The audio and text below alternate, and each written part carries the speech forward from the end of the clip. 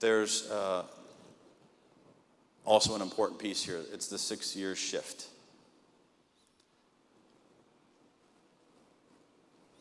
This is what's happening in the United States. This is from the National Center for Education Statistics. The hatched and white states or clear states are suffering a decline in high school graduates. This is 2007-8 through 2020-21. And the shaded states, light to dark, are seeing an increase in students. This is a reality. So if you're in Texas, you're seeing an increase of 15% or more. If you're in Alaska, you're seeing 15% or 5% or more. If you're in Arizona, you're seeing more than 5%. We talk a lot about the engineer of 2020. We're educating students to go out and design things for people to consume. When we see a demographic shift that we're going to see, our designers that design things for people don't necessarily represent the cultures of those people. In fact, around 6% of the designers that design things for people to consume represent the minority population. Business and industry are going to see that in a short 6 years as a crisis. Because if you don't design things with people in mind that are consuming them and the cultures they represent, they're not going to buy them. I use the story of it be like me designing lipstick. I don't use lipstick. I don't use lipstick, really. I don't know how to use it. Therefore, should I be able to design it? Well, I think, or we might be able to, versus having someone that actually does use that piece of equipment to design it themselves. So, in 2020, we're going to see about 21,000 fewer white college students, which has an unrealized income deficit of $329 million. Around 11,000 fewer African-American college students, $177 million.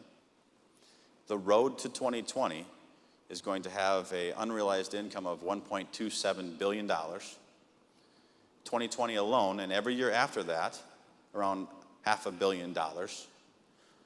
And the 2020 total is a negative $1.77 billion unrealized income to post-secondary education. On the flip side, 35,000 more Hispanic college students, 30,000 more Asian college students. Now that is also, the Hispanic college students is a $560 million positive. The Asian college students, you see a change on the right-hand side, and that represents, and typically this is 50% of the population is going on to post-secondary. There's a possibility that up to 75% of the Asian college students are going to be there, so there's a difference of a little bit there. And then about 1,100 more Native American and Alaskan Native students, $20 million there. The road to 2020, $2.46 to $3.2 billion. 2020 alone, and every year after that, $1 to $1.3 billion. 2020 total, $3.52 to $4.5 billion. That delta is $6.27 billion. If that doesn't give you rationale for doing something a little bit different, I don't know what could. The market trends are, students are going to where it makes the most sense. We've got students that are traveling across borders to get their degrees because they're a third of the price. Now, I could argue that our education system here at the universities you find people teach at is better than that, better than this. I'm not going to get into the politics or arguing one institution for another, but students are making financial decisions. Higher education can no longer be a holding tank for them to figure it out.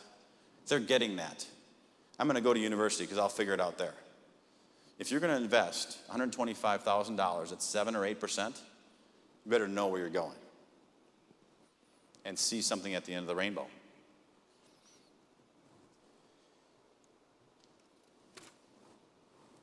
So I'd kind of be a fool if I didn't tell you how we're actually doing some of these things. And I'm going to take some examples from my home state of Wisconsin. Now more than ever, we need to unite as educators, K-16 and beyond. In Wisconsin, we are working to eliminate barriers that prevent learners from exploring STEM careers, increasing emphasis on STEM knowledge and skills for all learners, K-16, pre-K-16, increasing public and private partnerships with a focus on STEM skills. Here's some nice companies in Wisconsin that are helping us do that. Establish a statewide awareness campaign for STEM careers. If these folks don't know about it, if you don't tell them, they're not going to understand it. So a marketing campaign is quite important. And investing in pre- and post-professional development for educators to fully understand and integrate STEM throughout the curriculum. This includes pre-K-12 school systems, colleges, universities, educational cooperatives, business and industries, youth organizations, local and state government organizations, and other supportive professional organizations. It's really having the whole community, the state, have a vision for what they want their education system to look like, and what are the outcomes. You know, the report we did with the National Academy of Engineering said we need outcomes-based work.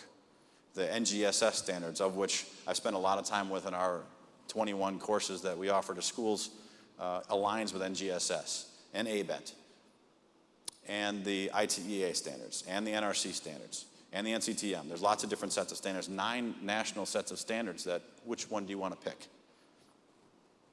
So I've interpreted a lot of that piece, those pieces.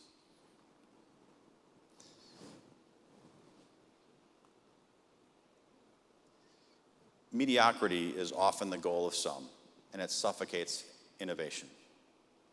Yes, perfection is many times unattainable. However, good enough is unacceptable. Chase perfection, and you will achieve excellence. Now, not while we're sitting here, but if anyone can tell me where that quote came from afterwards, I have a nice little prize for you. Chase perfection, and you will achieve excellence. Not now. Of course, you're going to get out your smartphones. Are you smart?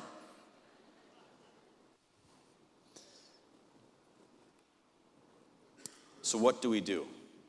What do you do? What do we do together? We build strong connections between K-12 and higher education. About 3.5 million students are expected to graduate from high school in 2012, 2013, including 3.1 million students from public high schools and 283-some thousand from private high schools. We need to provide multiple routes that do not limit students that strive for more. A pathway is needed for late bloomers. They don't dead end. I can't get into university because of X, Y, or Z. We need a conduit for them to achieve their goals. You know, back when I was the student that was not supposed to go to college, it was, interestingly, not too hard to get my way into the system, because I realized at that time it was important. Often we have folks in their senior year of high school that go, oh, I get it, I understand, now I got to do this. But their ACT scores aren't there, their GPAs aren't there, their history is that of an unsuccessful student, and you're banking on successful students getting through the program. Retention rates, right? That's important to all of you. But this kid understands that it's time to work hard, and they want to achieve their goals. So how do we provide a pathway, a lateral pathway, a horizontal pathway that then allows them to climb the vertical ladder to then see you folks as the end of their education system or the beginning of their lives? We need to build strong connections amongst engineering and engineering technology institutions. 2- and 4-year schools need to talk to each other. Here's what I see in the state of Wisconsin. These are the public institutions that are engineering degree granting: Wisconsin, Marquette, Platteville, UW-Milwaukee, and UW-Stout. These are the 2-year institutions in Wisconsin that offer engineering technology degrees, etc. And while there are some examples of connections, we need to bring these folks together so that students see the pathway to success. We talked about concurrent education before, linking the elementary schools, the middle schools, the high schools, etc. Same idea. We're seeing a deficit in students in some areas. This is business for you folks, FTEs, etc. We need to show them a way to achieve their goals. We also need to build institutions that embrace underrepresented populations.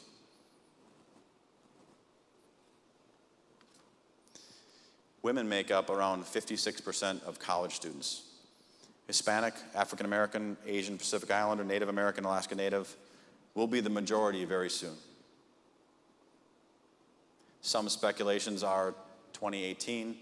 I've seen 2025. I've also seen 2042. An interesting statistic, though, is that 50.1% of babies born in the year 2011 for the past 12 months were in the minority group. Asian American, African American, Hispanic, etc.